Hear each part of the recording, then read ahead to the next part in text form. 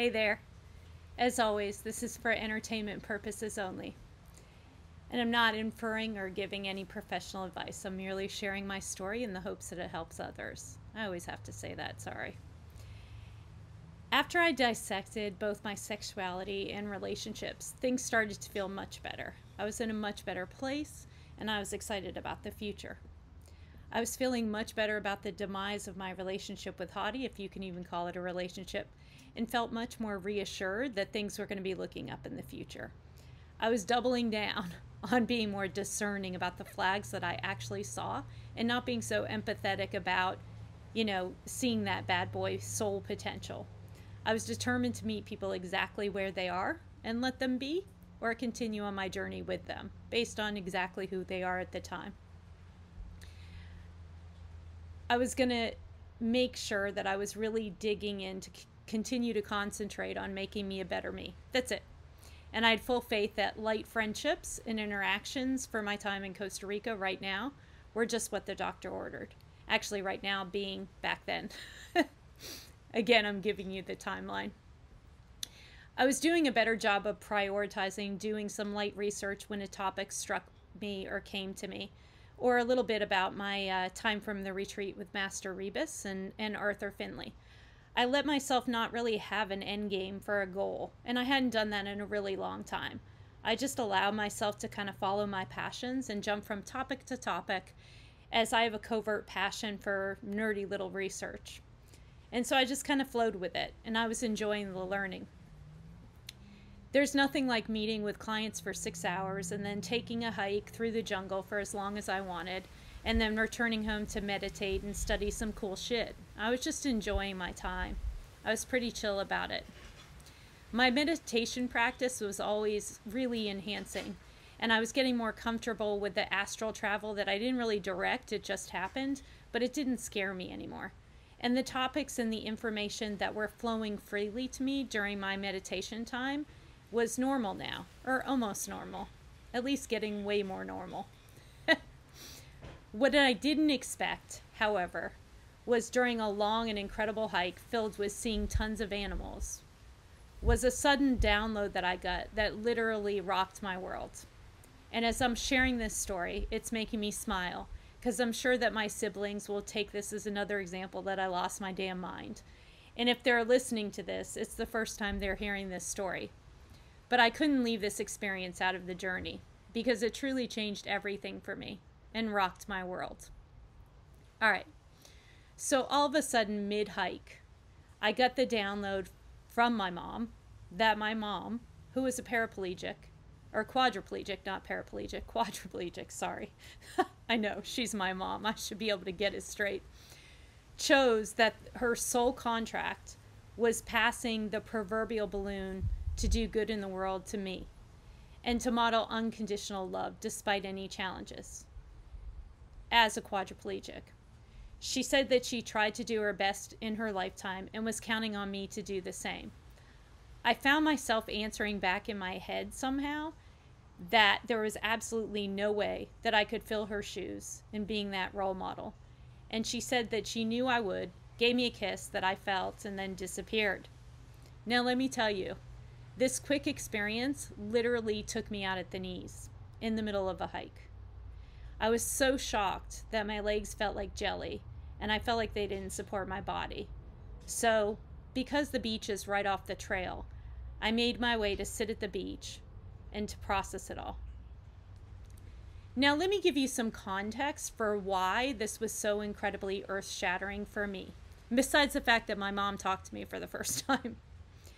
Even though I had started to conceptually understand soul contracts and lessons in this lifetime, I have to tell you, up to this point, I was a self-described atheist. Now, to be super clear, I've always believed in the golden rule. Do good, be good, all that stuff. And I'll go into a little bit more about my history with religion and experiences on the next video. But just to stay focused on this, the short version is I just simply didn't believe in God. For 40 years, or 50 now, but now I believe. That's another story for another day. I didn't believe that God existed, or dare I say, if I believed in it, just a little bit, for a split second in my mind, then I was super pissed for my mom and thought if God did exist, how would it ever, God, Buddha, universe, whatever you want to call the ultimate supreme being, how would it ever, they ever put my mom through what she went through in her life? See, here's the thing. I know that most of you don't know my mom, but she literally was the kindest person and most positive person that I've ever met in my entire life. And I've met a lot of people. And to be candid with you, I would say that even if she wasn't my mom. As I told you, my mom was quadriplegic. Got it right that time. I don't know why I can't talk today. Sorry. She was a quadriplegic and she had a very limited lung capacity. I don't want to get the data wrong. I don't know if it was 40%, whatever it officially was, but she struggled. Yet despite that, she always wanted to hear what was going on in my life or let me bitch to her about my tough day, or was singing or whistling or clicking or making noises as I pushed her wheelchair throughout the mall. Or made me laugh when she'd order damn crab legs every time we went out to dinner, and I'd have to get all messy and grumpy, taking off the shells to feed her it. She never took anything personally. She was just pure sunshine, always.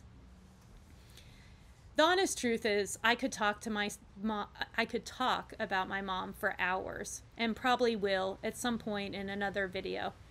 But just to paint a small picture of who she was, I'll share 3 quick memories. I don't think I've shared this before, but if I have, just forward through them if you don't want to hear them again. Just forms the context of who she was as a person. She was in the ICU. Later in her life, it was pretty much an annual event where the doctors would tell us to tell her goodbye, and then she'd miraculously recover. I don't mean to sound bad about it, but it was a constant thing, and then she'd go home to kind of normal life, right? Anyways, I digress. I lived in DC at the time, and so I remember driving to North Carolina to go and see her in the ICU. And after the long drive, I finally got there, went to her room, and she wasn't there. And I remember being absolutely panicked and trying to find her and figure out what happened. I worried something critical had happened. And I remember rushing down the hall of the ICU, and then all of a sudden I heard her voice. So I was thrilled. So I followed her voice and found her in some random stranger's room, sitting next to some guy's bed in her wheelchair. And she was literally helping him to talk again. He had had a stroke. And she decided if she was going to be in the hospital spending time, she should help. It was just that simple. I remember shaking my head and laughing at her, of course, once I came down from the sheer panic. Another story about her is she was also the type of person that never ever got mad. Unless, of course, you hurt someone she loved.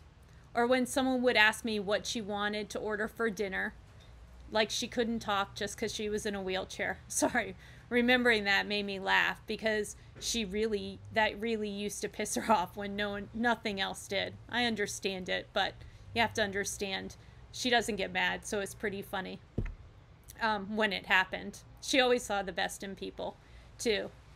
I remember her seeing one guy one time, I don't remember where, who was just being a huge jackass to her. He was just saying mean stuff for no reason, or because he had a bad day. It doesn't really matter why. I just remember him just being a jackass, saying mean stuff, and her really being firm, but super, super nice to him back. And I remember when I wheeled her away, and this is just a small story, when I wheeled her away back to the car, she said something like, as we were walking away, "Man, that guy really had nice teeth." I remember being floored. In that whole time that she was putting up with his jackass ways, her comment walking away was that he had nice teeth. She always saw the best in people. She'd always find, no matter what the situation was, the most positive thing that she could ever find, and she lived by that. It's a small example, but it's exactly who she was. Always positive and nice, and always kind of a glass half full kind of person. She just wanted to help people and didn't get flustered about it. It was just that simple for her. The last story I'll share with you is that she was fearless. She was always wanting to go off on a travel adventure, and oftentimes did. Now keep in mind, she didn't have use of her legs, and while she could move her fingers and her hands a little bit, they weren't very functional. When she left my dad, she came back from Saudi to the US and didn't have a job. I remember she found out there was a role at a local community college running a region of literacy volunteers, and she decided that she wanted it. She had been a teacher in Saudi. So she literally took a handicapped bus every day from her house to the college and just showed up on site until they relented and hired her. I remember asking her about it, and she just said that she was meant to do it and she knew she'd convince them eventually. So she did just that. She was truly incredible. I always remember that when I'm helping people who lose their jobs and are looking for work. I make sure that I'm a soft place to fall or lend an ear, and I'm always cognizant of that until they're stuck not being able to see themselves out of that victim mode and start taking steps, an action mode, if you will. And I've leaned on her story a couple times to help them have faith that they'll be okay on the other end, and it's just a matter of time. A little bit of, if she can do it, you can too. Because of who she was and the years of seeing her literally battle daily tasks to get them done, I really despise God, Buddha, Allah, whatever universe, whatever you want to call it. Because I thought if there was one, why would such a being let the best human I knew go through so much? It just didn't make sense to me. And to be super clear, she never felt that way.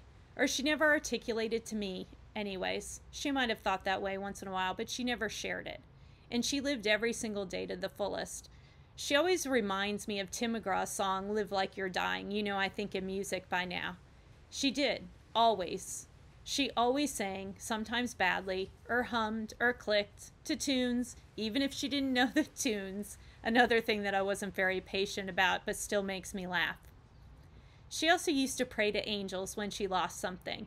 She had full faith that they'd take care of things.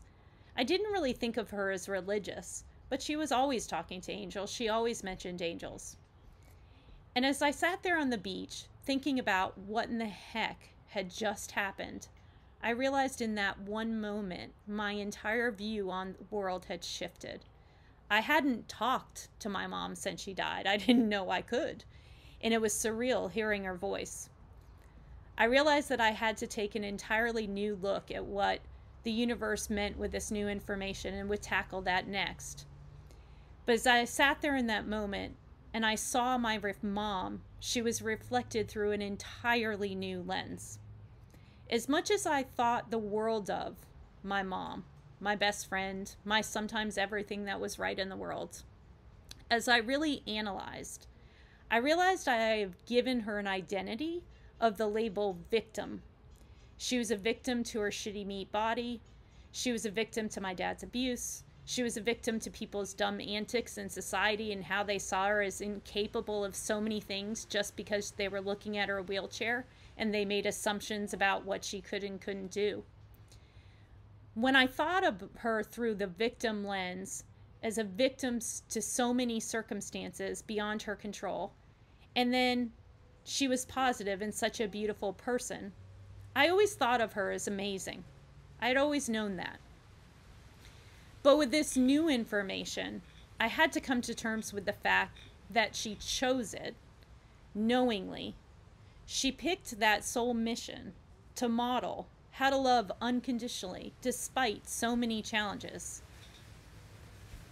I remember when I used to call her and bitch about my day. I told you about that in the beginning of the video. About 10 minutes into her being so loving and supportive about my angst, all of a sudden I would remember mid-conversation about what she had to deal with every single minute.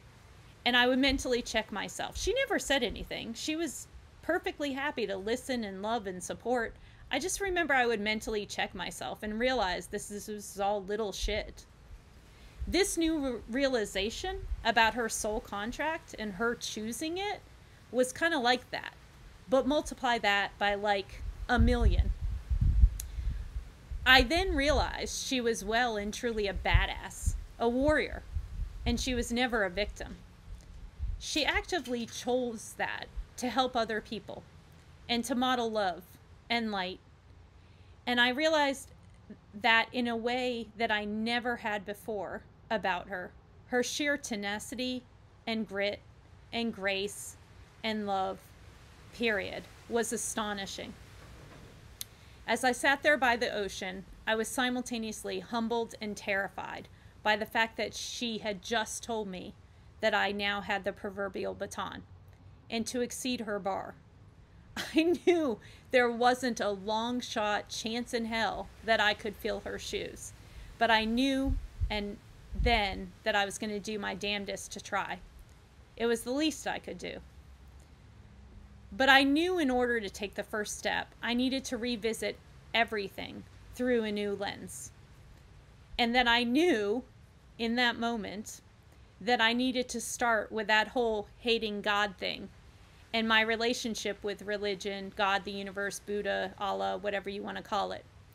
And so I tackle that in the next step of my journey on the next video I'll share with you. But until then, I would ask that you share your own beautiful, unconditional love with someone in honor of my mom, Maureen, or Mo, her nickname. Give someone grace that you normally wouldn't.